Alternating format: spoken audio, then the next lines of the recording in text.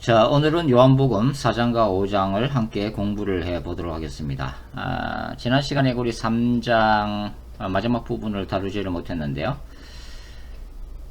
3장 22절부터 우리 36절까지를 함께 찾아서 읽어보겠습니다. 요한복음 3장 22절부터 36절 끝까지 한번 같이 읽도록 하겠습니다. 3장 22절 말씀. 그 후에 예수께서 제자들과 유대 땅으로 가서 거기 함께 유하시며 세례를 베푸시더라. 요한도 살렘 가까운 에논에서 세례를 베푸니 거기 물이 많음이라. 그러므로 사람들이 와서 세례를 받더라. 요한이 아직 옥에 갇히지 아니하였더라. 이에 요한의 제자 중에서 한 유대인과 더불어 정결 예식에 대하여 변론이 되었더니 그들이 요한에게 가서 이르되 랍비여, 선생님과 함께 요단강 저편에 있던 이 곧 선생님이 정언하시던 이가 세례를 베풀매 사람들이 다 그에게로 가더이다. 요한이 대답하여 이르되 만일 하늘에서 주신 바 아니면 사람이 아무것도 받을 수 없느니라. 내가 말한 바 나는 그리스도가 아니요 그의 앞에 보내심을 받은 자라고 한 것을 정언할 자는 너희니라. 29절. 신부를 취하는 자는 신랑이나 서서 신랑의 음성을 듣는 친구가 크게 기뻐하나니 나는 이러한 기쁨으로 충만하여노라. 그는 흥하여야 하겠고 나는 새하여야 하리라 하니라. 네, 여기까지 읽도록 하죠. 자, 에논에서 세례 요한의 사역이 이루어집니다. 오늘 요한복음 기록에 하면은 바로 그곳에 세례를 줄 만한 물이 풍성이기 때문에 이곳에서 사역을 했다고 기록되고 있죠. 세례 요한의 사역은 다른 공간 복음서를 참고하면 굉장히 민중들 사이에서 영향력이 컸다고 볼 수가 있죠. 수많은 사람들이 몰려와서 자신의 죄를 고백하고 세례 요한으로부터 세례를 받았습니다. 그러나 어느 순간 예수 그리스도께서 그분의 공생애를 시작하시면서 사역의 변화가 일어나게 되죠. 바로 그것이 제자들이 세례 요한에게 하는 불평입니다. 그러니까 수많은 군중들이 즉 세례 요한의 메시지에 열광하기도 하고 은혜를 받았던 수많은 무리들이 이제는 예수님께로 몰려간다고 하는 것이죠. 그때 세례 요한이 했던 중요한 답변이 바로 27절입니다. 요한이 대답하여 이르되 만일 하늘에서 주신 바 아니면 사람이 아무것도 받을 수 없느니라. 세례 요한이 얼마나 하늘의 뜻, 하나님의 뜻에 철저히 순종하는 삶을 살았는가를 알 수 있는 대목이죠. 하늘이 주시지 않으면 한 영혼도 목회를 할 수가 없다고 하는 것입니다. 성령님이 도와주시지 않으면 한 사람의 영혼도 구원할 수 없다고 하는 것이죠. 인간적으로 최선을 다해야 되지만 열매를 맺게 하시는 이는 바로 하나님이시라고 하는 것입니다. 옛말에 순천자는 흥하고 역천자는 망한다라는 말이 있죠. 하늘의 순리를 순종하는 자는 흥하고 하늘의 순리를 거스리는 자는 망한다 하는 그런 말입니다. 그러니까 세례 요한의 사역이 흥했던 것도 결국은 하나님께서 능력을 주시고 하나님께서 그러한 환경을 주셨기 때문에 세례 요한이 제대로 사역을 할 수 있었다는 것을 세례 요한이 고백하고 있는 거죠. 그러면서 이어서 29절을 통해서 세례 요한은 자신의 아이덴티티를 다시 한번 밝히고 있습니다. 자신은 그리스도가 아니라고 하는 거죠.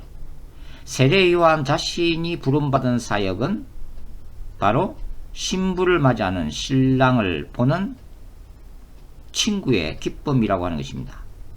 신부는 잃어버린 영혼들, 예수 그리스도를 만나야 되는 수많은 군중들을 의미하죠. 바로 신랑은 예수 그리스도이십니다. 세례 요한의 사역은 들러리에 불과하다고 하는 거예요. 수많은 사람들이 진정한 신랑 되신 예수 그리스도를 만나서 영적으로 혼인잔치할 수 있도록 자신은 그 신부들을 단장하는 사명이라고 하는 것입니다. 그것이 바로 예수 그리스도의 길을 예배했던 광야에서 외치는 자의 소리, 세례 요한의 부르심이었죠. 그러면서 오늘 본문에서 세례 요한은 이렇게 결론을 내리고 있습니다. 그는 흥하여야 하겠고 나는 쇠하여야 하리라. 30절 말씀이죠. 예수 그리스도는 흥하여야 하시는 분이고 세례 요한 자신은 이제는 쇠하여야 하는 그런 존재라고 하는 것입니다. 세례 요한은 자신이 예수 그리스도의 길을 예비하는 자로서 만족해야 함을 너무나도 잘 알고 있다고 하는 거죠. 자신의 분수를 알고 자신의 사명에 충실한 자가 바로 세례 요한이었습니다. 그리고 모든 사역이 때가 있음을 알고 그 때에 순종할 줄 알았던 사람이 바로 세례 요한이었어요. 전도서 3장 1절에 보면 이런 말씀이 있죠. 범사에 기한이 있고 천하 만사가 다 때가 있나니 날 때가 있고 죽을 때가 있으며 심을 때가 있고 심은 것을 뽑을 때가 있으며 죽일 때가 있고 치료할 때가 있으며 헐 때가 있고 세울 때가 있으며 울 때가 있고 웃을 때가 있으며 슬퍼할 때가 있고 춤출 때가 있는 것을 아는 자가 바로 지혜로운 자라고 전도서 기자는 말씀하고 있습니다. 예수 그리스도의 길을 예비한 자로서 예수님의 사역이 본격적으로 시작될 때 그동안 영광을 받았던 세례 요한은 스스로가 이제는 메시아 되신 예수님의 새 시대가 펼쳐질 수 있도록 스스로는 역사의 무대 뒤로 조용히 사라질 수 있었던 그런 사람이었던 것을 우리가 알 수가 있습니다. 그 다음에 이제 요한복음 4장에 들어가면은 1절부터 42절까지는 바로 사마리아 수가성 여인의 이야기가 등장되어지고 있습니다. 바로 정인으로서 세워졌던 사마리아 여인에 대한 이야기인데요. 4장 그 4절에는 이렇게 기록되어 있죠. 사마리아를 통과하여야 하겠는지라. 사마리아를 통과해야만 했다. 그런 뜻인데요. 자, 예수님이 예루살렘 사역을 마치고 이제 갈릴리로 돌아갈 때에 그 갈릴리로 가는 길은 요단강 동편으로 해서 갈릴리로 돌아가는 길을 보통 택했습니다. 왜냐하면 중간에 사마리아를 경유하게 되면은 좀 빠른 지름길로 갈릴리에 당도할 수 있지만 유대 사람들은 사마리아를 개나 돼지로 취급했기 때문에 할 수만 있다면 사마리아 땅을 지나가기를 꺼려했다고 하는 거죠. 주전 722년 북왕국 이스라엘이 아수르 제국에 정복당한 뒤로 아수르 제국은 대규모의 이주 정책을 실시했습니다. 그래서 아수르 제국의 일부 국민들을 사마리아로 보내서 사마리아에 정착하도록 만들었죠. 그러면서 이 사마리아 사람들과 아수르 사람들 사이에서 혼인관계가 이루어지면서 피가 섞이게 됩니다. 이러한 지나간 역사 때문에 예루살렘과 유대 사람들로부터 천대와 멸시를 받았던 땅이 바로 사마리아 땅이었죠. 모든 사람이 꺼려했던 바로 그 사마리아 땅을 예수님은 직접 찾아가십니다. 사마리아를 통과해야만 했다. 영어 성경을 보시면 And he had to pass through Samaria. 반드시 사마리아를 지나가야만 하셨다. 바로 이것이 하나님의 뜻이었고 예수님의 뜻이었다고 하는 것입니다. 그 목적은 바로 사마리아 땅에 잃어버린 한 영혼, 그리고 바로 사마리아 사람들에게 복음을 전하기 위해서였다고 하는 거죠. 요한복음 4장의 이 본문 기사를 쭉 읽어보시면 예수님이 이 사마리아의 야곱의 우물가에 도착했던 시간을 기록을 해놓고 있습니다. 요한복음 4장 6절 말씀이죠. 같이 한번 읽어볼까요? 시작. 거기 또 야곱의 우물이 있더라. 예수께서 길 가시다가 피곤하여 우물 곁에 그대로 앉으시니 때가 몇 시라고 되어 있죠? 6시쯤 되었더라.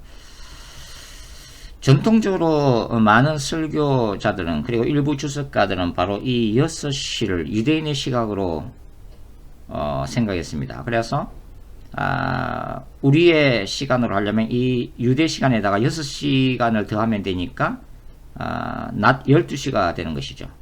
그래서 가장 그 뜨거운 낮 12시에 이 사마리아 여인이 우물가에 홀로 나와야만 했는데, 왜냐하면 그 여인을 다른 사마리아 사람들이 다 싫어했기 때문이다. 그렇게 보통 설교를 했습니다.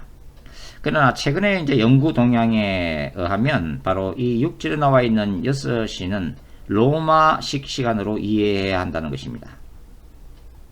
사실 요한복음이 유대인 신자들이라기보다는 이방인 신자들을 대상으로 기록된 서신이고, 그래서 그런지 이 요한복음에는 여러가지 이방인 신자들이 이해할 수 있는 방식으로 기술이 되어 있다고 하는 것이죠. 요한복음에는 명시적으로 한 4군데의 시간을 언급하고 있는데요. 요한복음 1장 39절에도 제10시라는 시간이 기록되어 있고, 그 다음에 오늘 본문에는 제6시, 그리고 52절에 보시면은 제7시라는 7시라고 하는 시간이 등장하고, 또 요한복음 19장 14절에 가면은 제6시라는 시간이 다시 등장합니다. 요한복음 11장 41절에 48절에 보시면은 그 로마인이라는 언급이 있고, 그 다음에 예수님이 십자가에 못 박히셨을 때 요한복음은 그 예수님의 십자가 맹패에 히브리어와 라틴어와 헬라어로 적혀 있었다고 기록을 해놓고 있습니다. 이러한 것들은 바로 이방인 신자들을 위한 배려라고 할 수 있죠. 그리고 요한복음에는 이 갈릴리 바다라고 하는 유대인들에게 잘 알려진 이름 대신에 이방인들에게 더 잘 알려져 있는 이름, 바로 디베라 바다라고 지역 명칭을 사용하고 있습니다. 바로 이런 것들은 1세기 로마의 어떤 정치 문화적 영향 아래 살고 있었던 요한복음의 수신자들, 요한 공동체를 의식한 그런 배려라고 보여지죠. 그렇게 따지면 오늘 요한복음 4장에 나오는 이 제6시는 저녁 6시가 됩니다. 자, 오늘 본문에서 중요한 것은 뭐냐면, 예수님은 물을 길러 온 이 사마리아 여인과 대화하면서 영생하도록 솟아나는 샘물인 바로 자신을 증거하고 있다고 하는 거죠. 그리고 남편 다섯이 있었다는 이 여인의 깊은 비밀을 예수님께서 이 여인에게 밝히심으로 이 여인은 예수님을 뭐라고 고백하고 있나요? 18절과 19절 보시면, 19절 보시면 여자가 이르되 주여 내가 보니 선지자로소이다. 선지자라고 고백을 하고 있습니다. 그리고 오늘 이 수가성 여인과의 그 대화의 흐름이 점차적으로 예배의 문제로 옮겨가는 것으로 볼 수 있죠.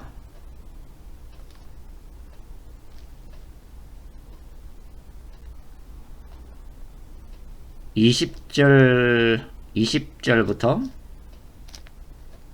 23절까지 한번 읽어보겠습니다. 요한복음 4장 20절부터 읽어보겠습니다. 우리 조상들은 이 산에서 예배하였는데 당신들의 말은 예배할 곳이 예루살렘에 있다 하더이다. 예수께서 이르시되 여자여 내 말을 믿으라. 이 산에서도 말고 예루살렘에서도 말고 너희가 아버지께 예배할 때가 이르리라. 너희는 알지 못하는 것을 예배하고 우리는 아는 것을 예배하노니 이는 구원이 유대인에게서 남이라. 아버지께 참되게 예배하는 자들은 영과 진리로 예배할 때가 오나니 곧 이때라. 아버지께서는 자기에게 이렇게 예배하는 자들을 찾으시느니라. 이 사마리아 여인이 예배의 문제, 즉 일반 유대인들은 예루살렘 성전에서 제사를 드리지만 자신들은 사마리아에 있는 한 초라한 성소에서 예배를 드리는 문제를 지금 언급을 하고 있죠. 그러니까 이 여인이 그냥 방탕한 여인이라기보다는 역설적으로 매우 영적인 여인임을 알 수가 있습니다. 이 여인의 이러한 질문 때문에 예수님은 굉장히 중요한 답변을 하고 계시죠. 바로 메시아 예수를 통해서 장소적 개념에서 예배가 그 본질적 개념으로 이제 전환되고 있음을 바로 밝히시고 있죠. 바로 영과 진리로 예배하는 때가 임했다고 하는 것입니다. 예수 그리스도를 통해서 영과 진리로 예배하는 새로운 예배의 패러다임이 지금 일어나고 있다고 하는 거죠. 그러니까 예루살렘 성전이든 사마리아에 있는 성소든 그 장소적 개념이 아니라 메시아로 오신 예수 안에서 하나님을 영과 진리로 예배하는 새로운 메시아 시대가 도래했음을 선언하는 내용입니다.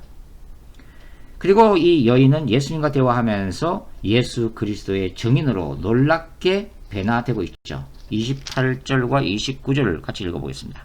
28절과 29절 시작. 여자가 물동이를 버려두고 동네로 들어가서 사람들에게 이르되 내가 행한 모든 일을 내게 말한 사람을 와서 보라. 이는 그리스도가 아니냐 하니.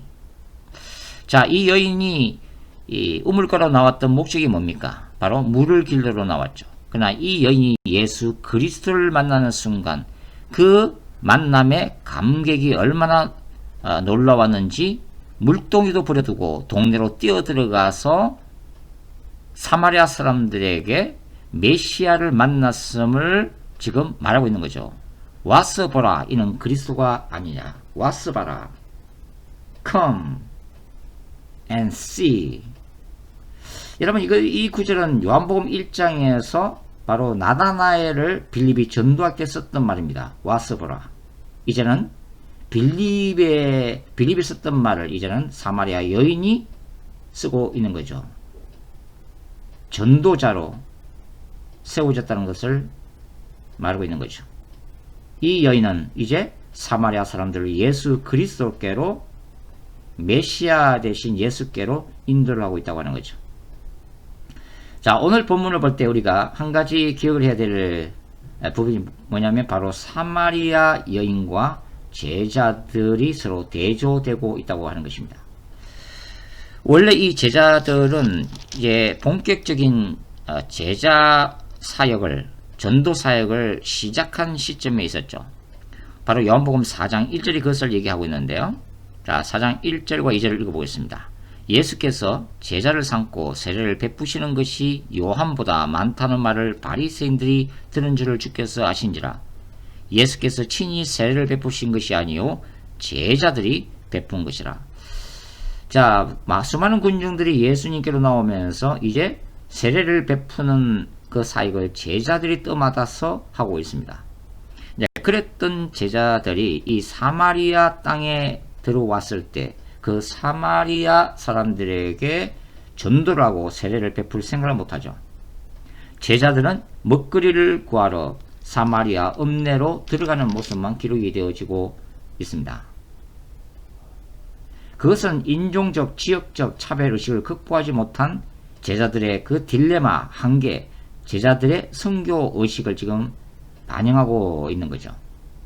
그때 예수님은 먹거리를 구하고 들어온 제자들에게 굉장히 중요한 말씀을 하시는데요.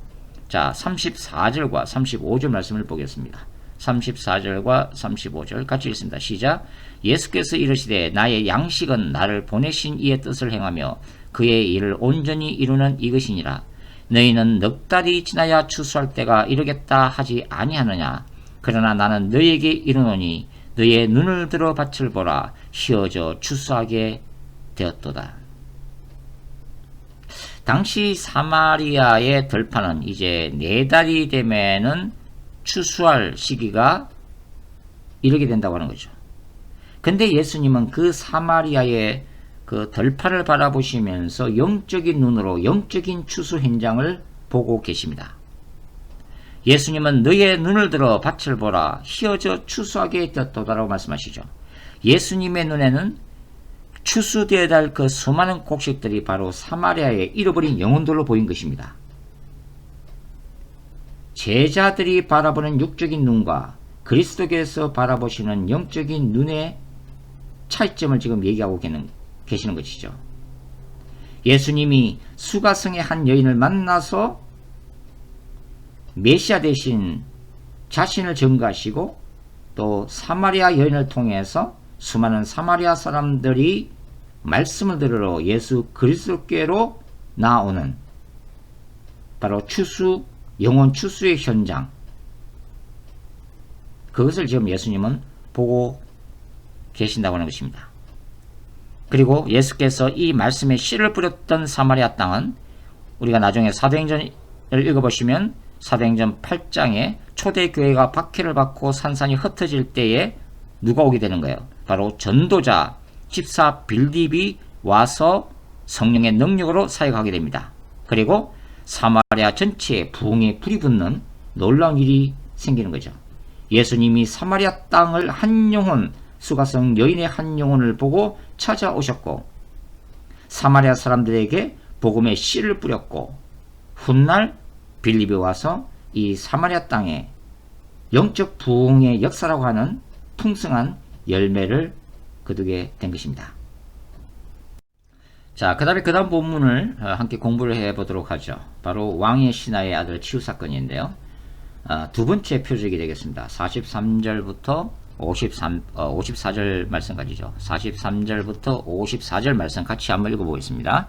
43절 이틀이 지나며 예수께서 그 길을 떠나 갈릴리로 가시며 친히 증언하시기를 선지자가 고향에서는 높임을 받지 못한다 하시고 갈릴리에 이심에 갈릴리인들이 그를 영접하니 이는 자기들도 맹절에 갔다가 예수께서 맹절 중 예루살렘에서 하신 모든 일을 보았습니다.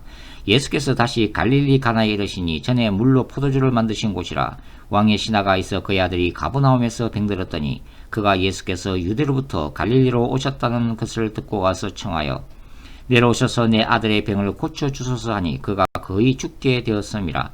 예수께서 이르시되 너희는 표적과 기사를 보지 못하면 도무지 믿지 아니하리라. 신하가 이르되 주여 내 아이가 죽기 전에 내려오소서. 예수께서 이르시되 가라 내 아들이 살아있다 하시니 그 사람이 예수께서 하신 말씀을 믿고 가더니 내려가는 길에서 그 종들이 오다가 만나서 아이가 살아있다 하거늘 그 낳기 시작한 때를 물은즉 어제 7시에 열기가 떨어졌나이다 하는지라. 그의 아버지가 예수께서 내 아들이 살아있다 말씀하신 그 때인 줄 알고 자기와 그 온 집안이 다 믿으니라. 이것은 예수께서 유대에서 갈릴리로 오신 후에 행하신 두 번째 표적이니라. 자, 두 번째 표적으로 기록된 것이 오늘 본문의 사건인데요. 사실 요한복음에는 7가지의 그 대표적인 표적들이 기록되어 있다고 말씀을 드렸습니다. 근데 요한복음의 이제 7가지 표적들을 카테고리로 분류해 보면은 바로 이제 그 표와 같다고 할 수가 있는데요. 가나 혼인 잔치 표적 2장이 나오는데 이 가나 혼인 잔치 표적과 그 다음에 4장에 나오는 오늘 본문의 왕의 신하 아들이 치유받는 표적은 그 장소가 가나이기 때문에 함께 묶을 수가 있습니다. 그리고 5장에 기록되어 있는 베데스다 목가에서 38년 된 병자를 예수께서 치유하시는 사건과 그 다음에 9장에 기록되어 있는 날 때부터 소경된 자를 치유하시는 이 표적 사건은 두 사건 모두가 안식일날 예수께서 행하신 표적이기 때문에 바리새인들과의 갈등이 일어나게 됩니다. 그래서 이것은 안식일 논쟁이라는 측면에서 같은 카테고리로 분류할 수가 있죠. 요한복음 6장에는 바로 500여 기적과 그 다음에 무리를 그르신 사건이 기록이 되어 있는데요. 이 사건, 이 표적 두 개는 출애굽 모티브와 관련이 있기 때문에 같이 묶을 수가 있습니다. 그리고 요한복음 11장에는 죽은 나사로 부활 사건이 기록되어 있죠. 이 사건은 예수님의 부활과 관련된 사건입니다. 즉 죽은 나사로를 예수께서 살리신 사건은 십자가에서 돌아가신 예수님을 하나님께서 성령을 통해서 부활시키는 사건과 직결되어 있다고 하는 거죠. 자, 오늘 이 치유 사건의 핵심은 왕의 신하의 아들을 고쳐주시는 건데요. 이 왕의 신하는 그 지역을 다스렸던 헤롯 안디바의 관리로 추정이 됩니다. 근데 이 왕의 신하가 예수님께 찾아와서 자기 아들이 지금 병들기 때문에 예수님을 초청해서 병을 고치려고 하는 목적으로 찾아오는데요. 예수님은 그 아들을 고쳐주시러 직접 방문하지 않고 어떻게 하세요? 말씀만으로 치유를 하십니다. 그리고 이 왕의 신하가 믿음으로 집으로 가던 중에 종들을 만나서 바로 아들이 치유되었음을 듣게 된다는 내용이죠. 중요한 것은 바로 이제 51절부터 이제 53절에 기록되어 있는 예수께서 내 아들이 살았다라고 선포하신 바로 그 시각에 멀리 떨어져 있는 그 왕의 신하의 아들이 고침을 받았다는 사실에 있습니다. 요한이 특별히 이 왕의 신하의 아들을 고치는 이 표적을 4장에 기록한 것은 요한복음의 중요한 핵심적인 주제 중의 하나인 바로 요한복음 1장에 천지를 창조하신 그 말씀인 예수 그리스도의 말씀의 능력과 권세를 강조하기 위함입니다.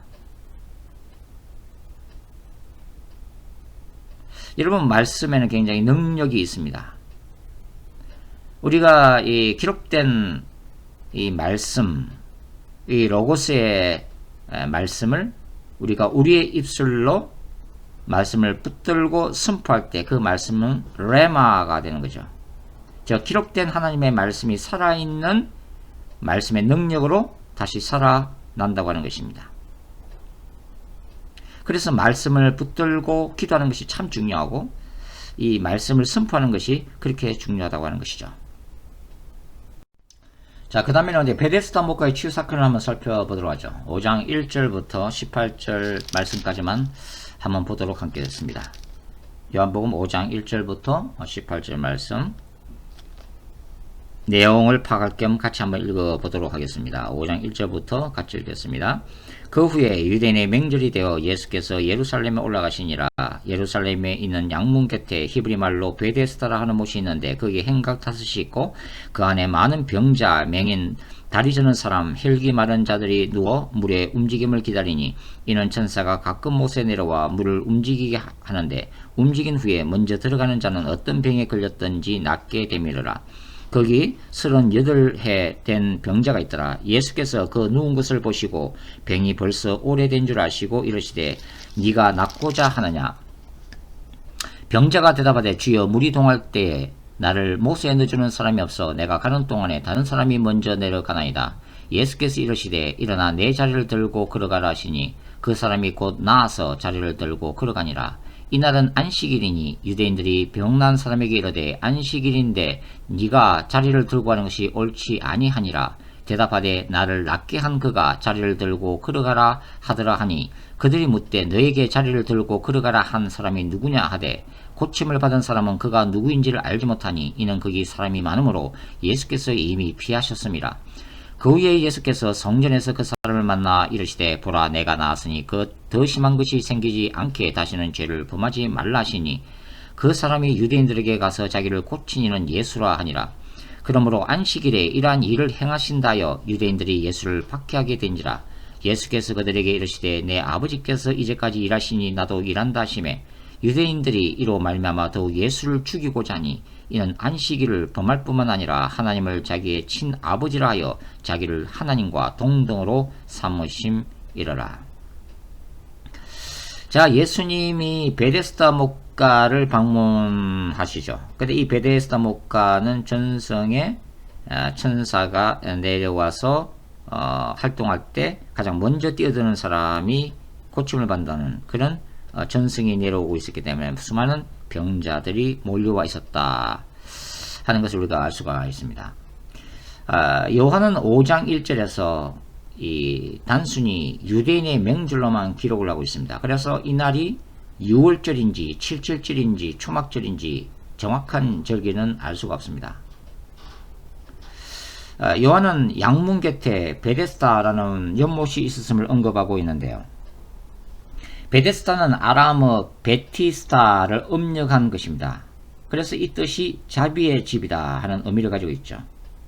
고고학자들은 이 연못이 원래 샘이나 간헐천이 아니라 주전 200년경 마카비 시대에 처음 만들어졌고 후에 예루살렘 성전 제사에 바쳐지는 양이나 염소들을 깨끗하게 씻기 위한 목적으로 헤롯 대왕이 정축한 인공적인 빗물 저장 장소라고 주장하기도 합니다.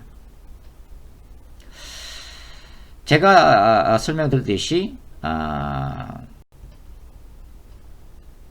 천사가 가끔 못에 내려올 때 물이 움직이기 시작하고 그때 가장 먼저 연못에 들어가는 자가 고침받는다는 믿음 때문에 수많은 병자들이 이곳에서 기적적인 치유를 기대하며 기다리고 있던 곳입니다. 38년 된 병자도 바로 38년 동안 기다리고 있었다는 것을 알 수가 있죠. 이 병자들은 몸이 온전하지 못했기 때문에 예루살렘 성전 제사에도 참석할 수가 없었습니다. 그러니까 그들은 육체적으로도 고통받았지만 하나님의 백성으로서 가장 놀라운 축복으로 여겨졌던 성전 예배의 참여가 근본적으로 금지되어 영적으로도 고통을 받았던 버림받은 사람이었다는 것을 알 수가 있죠. 바로 이러한 곳에 천지를 창조하신 바로 그 말씀이 찾아오신 것이죠. 요한은 예수께서 방문하셨던 그 병자를 38년 된 병자라고 기록하고 있습니다. 요한이 이렇게 구체적으로 기간을 밝히는 이유가 있을까요? 네, 그렇습니다. 바로 출애굽의 역사와 연관시키기 위함입니다. 바로 38년 동안 출애굽한 이스라엘이 광야에서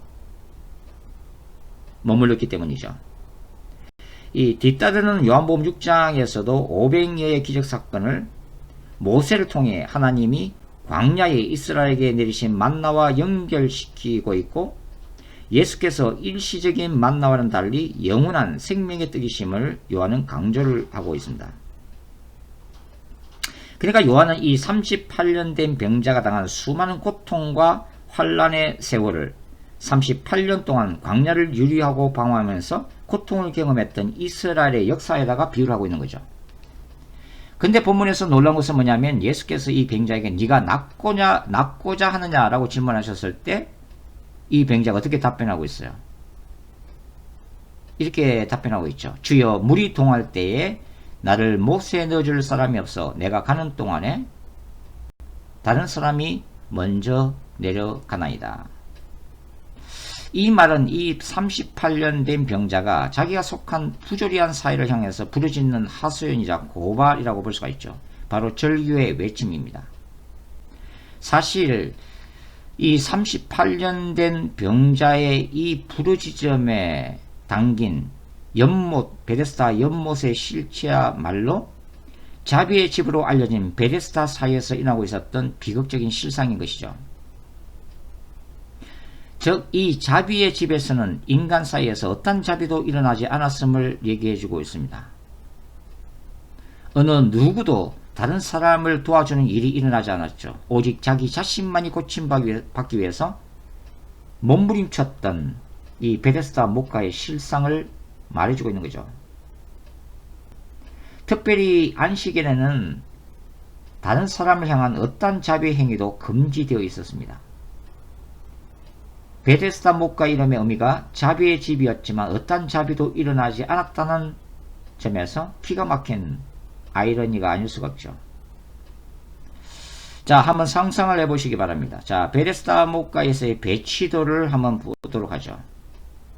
연못에 물이 움직일 때 가장 먼저 뛰어드는 사람만이 고침을 받을 수가 있습니다. 그러면 상식적으로 가장 먼저 뛰어들 수 있는 가장 좋은 베스트 에이스에게는 누가 자리 잡고 있을까요?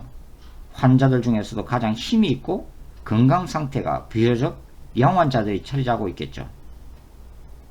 그 다음 B석에는 그 다음 상태의 환자들이 자리 잡고 있었을 것입니다.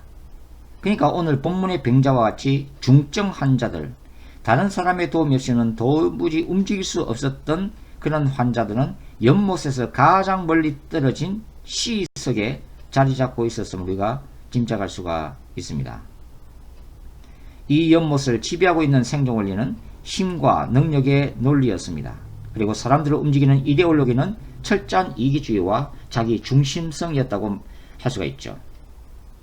천사가 이 연못에서 사람들을 고쳐주는 조건이 뭐예요? 가장 먼저 뛰어드는 바로 그 한 사람이었기 때문에 이 연못에서의 생존 경쟁은 치열할 수밖에 없었다고 하는 거죠. 어찌 보면 오늘 하루하루가 먹고 살기 힘든 바로 자본주의 세계의 속성이고, 이 코로나 바이러스로 고통받는 이민사회와 한국사회, 아니 전 세계의 실상이기도 합니다. 누구든지 성공하려면 어떻게 해야 돼요? 다른 사람을 짓밟고 일어나야 하죠. 그리고 기회가 오면 오직 나만이 그 기회를 잡고 줄을 잘 서야만 성공할 수 있는 세상입니다. 정치권이든 검찰의 세계이든 일반 기업의 세계이든, 아니 신학교의 교수 사이에서조차 통용되는 일반 원리라고 말씀드릴 수가 있죠. 자, 다시 이제 베데스다 목가로 한번 돌아와서 계속 공부를 해보도록 하죠. 자, 이 베데스다 목가에서는 안식일에 다른 환자를 도와주는 일은 일체 금지되었습니다. 오늘 그 10절에도 나타나 있지만 안식일에 일어나서 침상을 들고 다니는 행위조차 안식일 준수 규정을 어기는 일로 간주되었기 때문입니다. 따라서 설령 자비가 풍성한 누군가가 있어서 이 38년 된 병자를 도와서 자리를 이동하려고 해도 안식일에는 하나님의 영광을 위한 그 일을 도무지 행할 수가 없었다고 하는 거죠. 이러한 안식일 규정은 당시 예루살렘 성전 제도와 유대인들의 삶을 지배했던 율법의 최고 결정기관인 사네드린 공회의 군세에 속한 것이었습니다. 그러니까 제사장들과 바리새인들은 그들의 종교 권력을 통해서 뭘 하고 있었어요? 이 베데스다 연못의 병자들까지 그들의 영향력 아래 지배하고 있었다고 하는 것입니다. 말하자면 그 당시의 성전 제도와 사네드린 공회는 일반 유대인들뿐만 아니라 베데스다 목가의 병자들까지도 착취하고 억압했던 바로 사회 부조리의 상징이자 지배 권력층의 추악한 탐욕의 상징이 바로 이 베데스다 사이였다고 하는 거죠.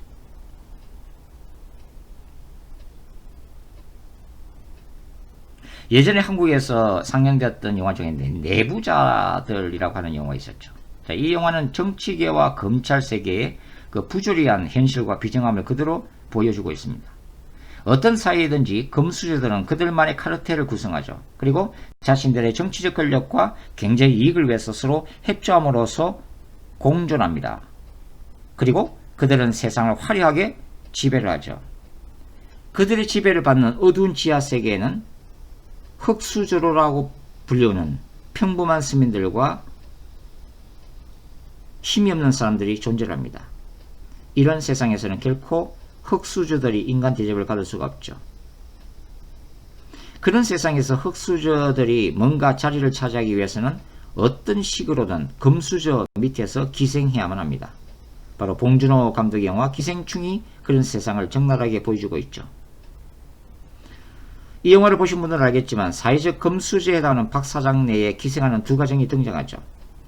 반지하에 살던 바로 기택 가족, 송강호 가족들이고, 그리고 박 사장 지하실에 숨어 살던 가정부 문광의 남편이 바로 그런 사람들입니다.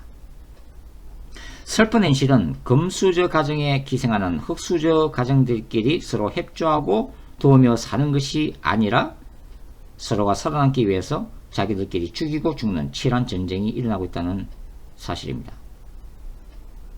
그러니까 본문에서 예수께서 이 안식일에 유대인들이 정한 안식일 규정을 깨뜨리고 이 38년 된 병자를 고쳐주신 것은 바로 사내들인 공의의 종교 권력과 기득권의 정면으로 도전하는 행위였던 셈이죠. 더군다나 예수님께서 하나님을 아버지라고 호칭하면서 바리새인들의 분노를 자아내고 있습니다. 왜냐하면 거룩하신 하나님을 아버지로 부르는 것은 당시 바리새인들에게 있어서는 하나님과 동등된 자리에 자신을 신격화하는 것을 의미했기 때문에 바로 이들에게는 예수님의 이러한 말씀은 신성모독죄에 해당하는 것이었죠. 결과적으로 예수님이 아바 아버지라고 부르는 이 호칭은 유대교 자체에 대한 심각한 종교적 도전이었다고 말씀을 드릴 수가 있습니다. 그러나 예수께서 유대교의 종교 권력 지배청에 도전한다고 해서 본문을 해방신학이나 민중신학적 관점에서 지나치게 해석하는 것은 저자인 요한이 원하는 바가 아니라고 저는 생각하고 있습니다. 요한이 의도하는 바는 고통받는 세상에 찾아오신 바로 말씀이신 예수 그리스도의 긍휼에 관한 것입니다. 사실 이 베데스다 목가에 오면 누구나 고침받는다는 것으로 알려진 이 전승은 말하자면 이 연못을 이상적인 유토피아 사회로 선전하는 것과 같습니다. 그래서 누구라도 이 사회에서 고통받는 자들은 천사가 동하는 그 때를 필사적으로 기다리게 되어 있고, 또 세상의 수많은 병자들은 바로 이 유토피아라고 알려진 이 이상향의 사회를 향해서 찾아오게 되어 있다고 하는 거죠. 그러니까 오늘 본문의 38년 된 병자도 언젠가는 나도 고침받겠지라고 기대하면서 그 자리를 떠나지 않았다고 하는 것입니다. 오늘날도 새로운 대선 후보가 나타나면 언제나 그런 공약을 내세우죠. 아주 희망에 찬 공약 말이에요.